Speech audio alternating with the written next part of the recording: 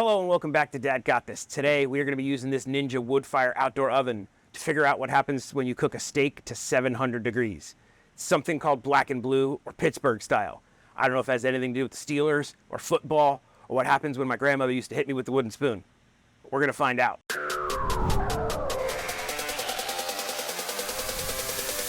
All right, a Pittsburgh style steak is basically a steak that is charred on the outside and rare on the inside. The only reason I really even know about a Pittsburgh steak is because of my uncle, my mother's brother. He orders a Pittsburgh steak all the time. That's how he likes his steaks. It's an acquired taste, apparently. Now, to set up this wood fire grill, first thing we need to do is get some pellets in it. For today's cook, I'm using some oak pellets from Kona. I really like these Kona pellets. Now, if you're used to cooking on a big pellet grill, you would consider these very expensive pellets. But if you cook on these little small grills that only use a tiny bit of pellets, buying a big, gigantic bag of pellets is kind of wasteful. You just have so many of one flavor. I like that I can get a multi-pack with different flavors of these Kona pellets, and I can switch up my flavors all the time.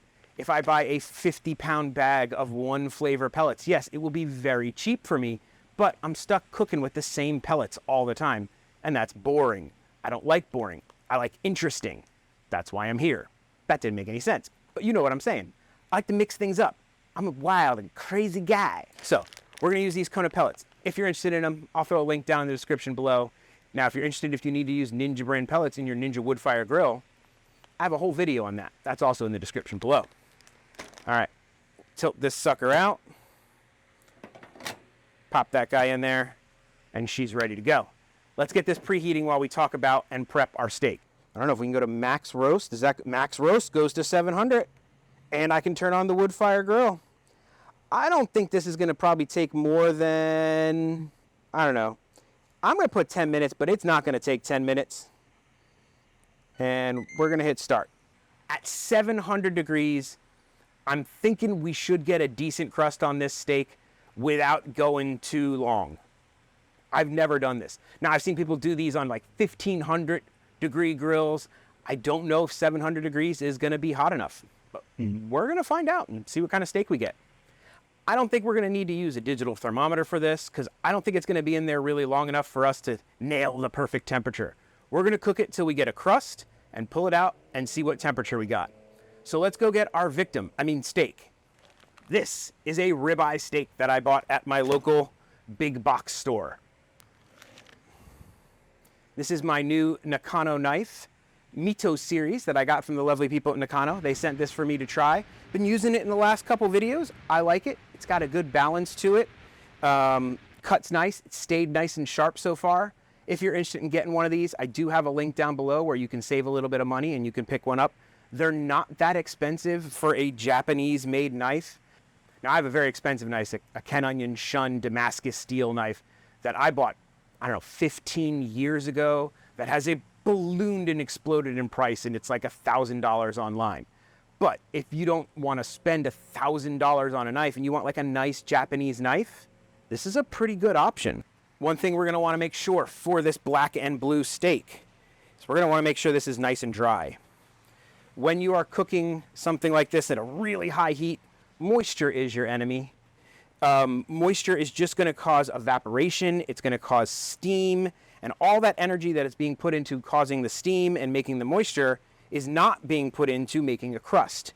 And we want to try to get a crust as fast as possible on this because the goal is rare on the inside, basically burnt on the outside. When I'm cooking my steaks, I normally like salt, pepper, granulated onion, granulated garlic, and a little bit of oil on there. It really helps promote a good crust.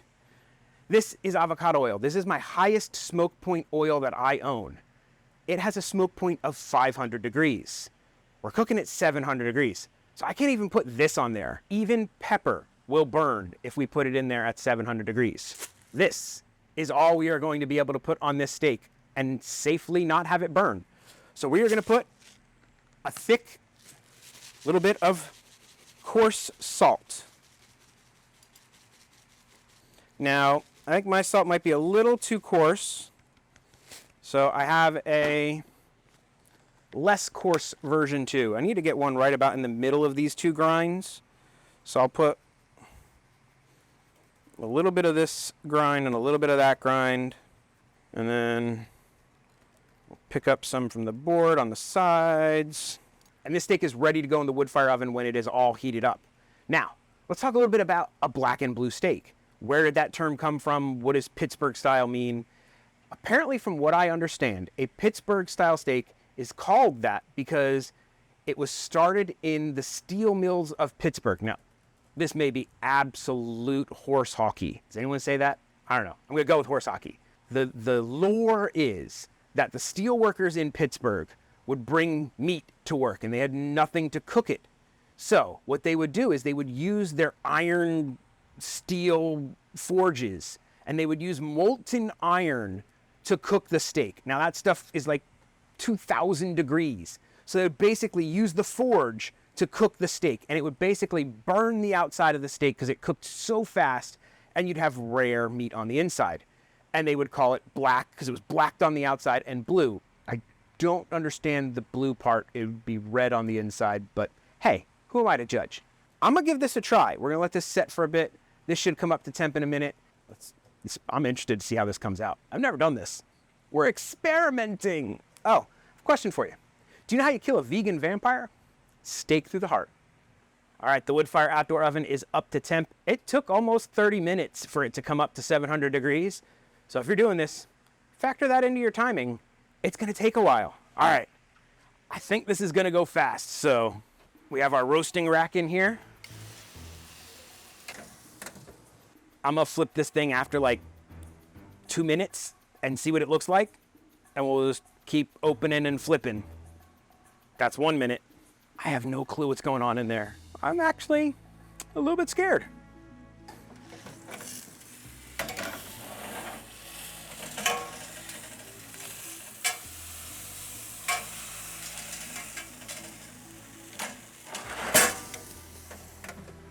I'm hoping we get some sort of blue by the time we get a crust. I'm hoping this just doesn't turn into shoe leather. We might start a fire. Hopefully I don't burn my house down. The wife will be really mad when she gets home. Y'all cover for me? All right, there's our next 2 minutes. All right, we're getting a little bit of color on the fat. We are gonna hit it with some oil, just to see if it'll promote a little bit of extra browning. I don't want to overcook this. I really want a blue center. It's telling me to flip. A little late, buddy. I already did that. Sure. We'll make you happy. Look, we flipped it. No! Don't hit end. All right, I totally messed this up. This is the way I do it. Oh boy. I think we had like 6 minutes left, but now we have 5. All right, we're gonna take this bad boy off, take a look at it. Oh, we got lots of smoke. Ah, and now I'm blind. Ah, a little more oil. I have an idea here. We're gonna get rid of this guy, and we're gonna go right on there. Yeah. A little more direct contact. That might get us a little bit more browning for the last minute or two. We'll flip this at every last minute, and we're pulling it. In hindsight, I think I probably should have just done it right on the broiler. Skip that little rack.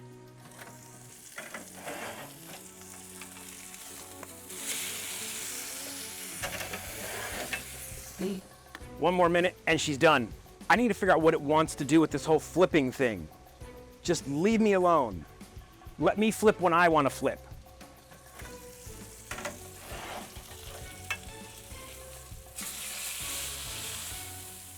I don't know if we technically got a black and blue steak.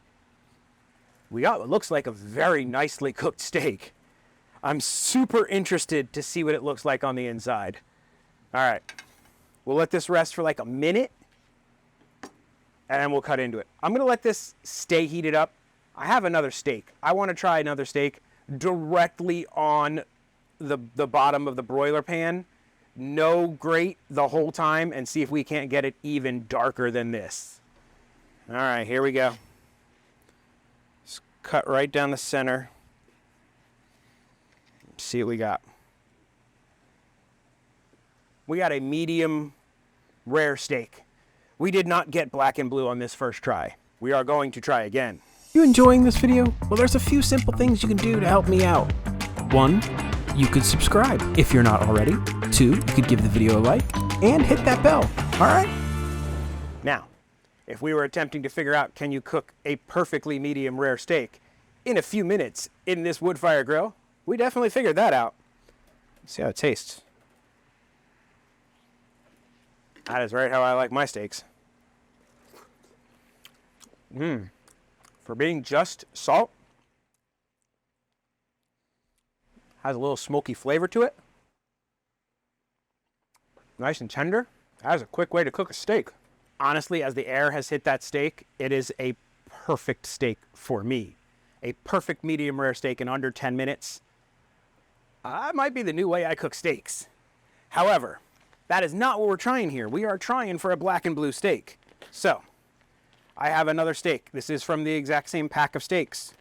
Same deal. Let's dry it off really well. And for this guy, we're going to do everything. We're going to try to let it burn. We're going to hit it with some oil. We'll hit it with our lighter salt. A little bit of my go. This is garlic and onion, granulated garlic and granulated onion.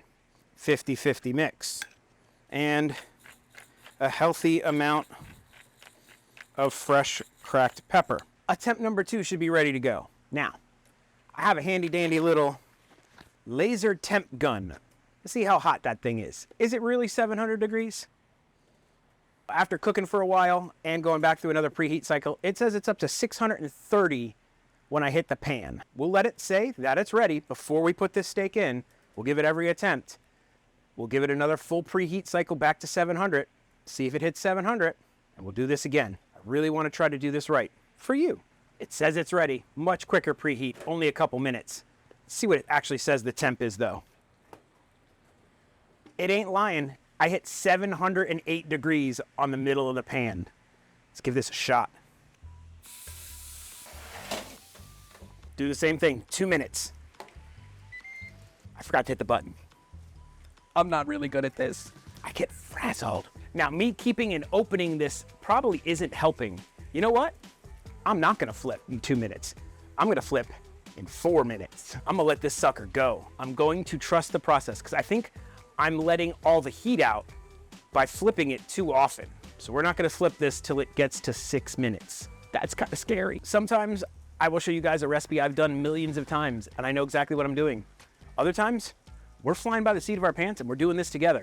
This is one of those times. That's 3 minutes and I really want to flip this right now, but I'm going to wait. All right, here we go. What do we have? A charred mess. Oh, that is what I was hoping for. That is black. We're gonna go 3 more minutes on this side and I think we're out and hopefully we'll get that rare on the inside. It's kind of working. It's alive. That's what we want. We want it to be alive when we pull it out. Kind of a Frankenstein reference. Stick dance. Stick dance. It's all right. Don't nobody worry about me. So it says to flip halfway. That's its thought. Ah, you can push that and override its flip. Tell it to shut up.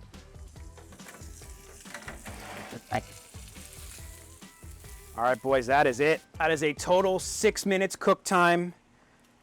I'm hoping we got a little bit bluer inside. We could probably even go shorter on that cook time because that is a blackened exterior. That is what you want. In comparison, look at your crust difference there, boys. Or, what was that? It just made a jet suction noise. Oh, that was interesting. Okay, I'm gonna turn this bad boy off. Look at your crust difference between these two steaks. That is night and day. Let's take a look at our cross section. Yes! Nailed it! We made a black and blue steak. That is freaking rare on the inside and blackened on the outside. Nailed it! Now I like a rare steak. I've never eaten a black and blue steak like this before with the crust on it like this. I am interested to give this a try.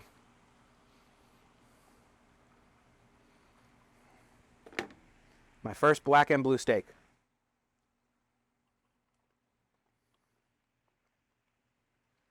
I kind of see what my uncle's got going on there. Really like that char on the outside. Really beefy because you have that rareness of the center of the steak. I might eat my steaks black and blue from now on. That's a really good steak. With the pepper on there, because of the heat only being 700, you can get away with it. It didn't burn. There is no bitter taste from the pepper or anything being burnt. I would not call this a burnt flavor. I'd call it a char flavor. That's pretty darn delicious. If the question is, can you make a black and blue steak inside the Ninja Woodfire Outdoor Oven? The answer is yes. 100% you can. Would you want to do it? I think you would. I really enjoyed it. If you like a rare steak and you're good with some char. If you're not, I would do it the other way. Kind of put it on that broil grate. You can flip it every once in a while. Probably like 10 minutes at the 700 degrees. You'll get like a nice browned crust, perfectly medium rare steak in like 10 minutes. And it's done perfectly. Nice smoky flavor. So inadvertently, I figured out how to cook the perfect medium rare steak and the perfect black and blue steak in the Ninja Woodfire oven. I should have said this up front, but Ninja gave me this outdoor oven. I didn't have to pay for it. I don't have to give it back. However, Ninja gets no input on any of the videos that I make. I'm not a paid brand ambassador or anything.